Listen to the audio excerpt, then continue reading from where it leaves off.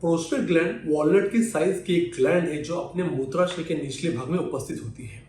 ये हमारे मूत्र नलिका यानी यूरेथ्रा को घेरे हुए होती है। पुरुषों में पाई जाने वाली इस ग्रंथि का काम हमारे रिप्रोडक्टिव सिस्टम के लिए बहुत ही महत्वपूर्ण होता है। इसका सबसे महत्वपूर्ण काम है सीमेन यानी वीर्य में उपस्थित फ्लूइड में से कुछ फ्लूइड को बनाना, जिसका प्राइमरी काम है स्पर्म को इजी फ्लो होने में मदद करना। स्पर्म का जो मिल्की व्हाइट फ्लूइड होता है, जिसे प्रोस्टेटिक फ्लूइड भी कहा जाता है, ये प्रोस्टेट ग्लैंड से निर्मित होता है। ये स्पर्म को नरिशमेंट के साथ साथ प्रोटेक्शन भी मुहैया कराता है, खासकर तब जब शुक्राणु स्त्री शरीर में प्रवेशित हो। बिना प्रोस्टेटिक फ्लूइड के फर्टिलाइजेशन की प्रक्रिया नेचुरली होना काफी मुश्किल होता है।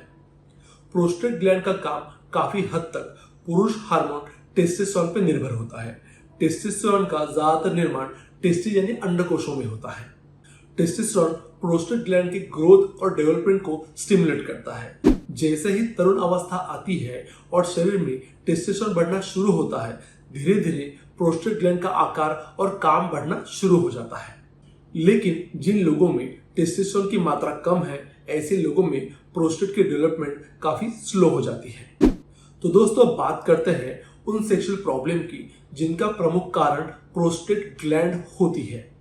दोस्तों, आप में से बहुत लोग कमेंट में मुझे हमेशा लिखते रहते हैं कि इजैकुलेशन के बाद वीर्य एकदम थोड़ा सा आता है, क्वांटिटी बहुत ही कम होती है, या फिर रुक रुक के आता है। तो दोस्तों, यदि इजैकुलेशन के बाद वीर्य ठीक से बाहर ना निकले, रुक रुक के निकले, एकदम से थोड़ा निकले, यानी वीर्य की मात्रा एकदम कम हो, तो इनका प्रमुख कारण है अंडर डेवलप प्रोस्टेट ग्लैंड।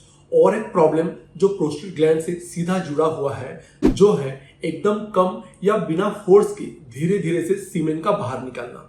दोस्तों, forceful ejaculation healthy sexual power का एक डायरेक्ट साइन है, लेकिन जैसे जैसे हमारी एज 25 के ऊपर चली जाती है, हमारी सेक्सुअल पावर धीरे धीरे डिक्लाइन होती चली जाती है।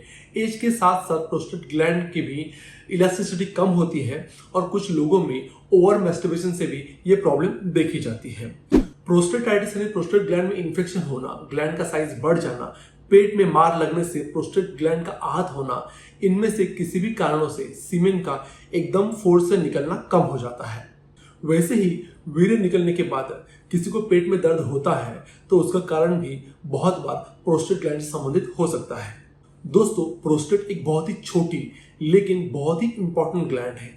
इसका काम जैसे हमारे रिप्रोडक्टिव सिस्टम के लिए जरूरी है, वैसे ही एक्सक्रीटरी सिस्टम यानी यूरिन सिस्टम के लिए बहुत जरूरी होता है। हमारे यूरिन फ्लो को कंट्रोल करने के लिए भी प्रोस्टेट ग्लैंड बहुत ही इंपॉर्टेंट रोल प्ले करता है।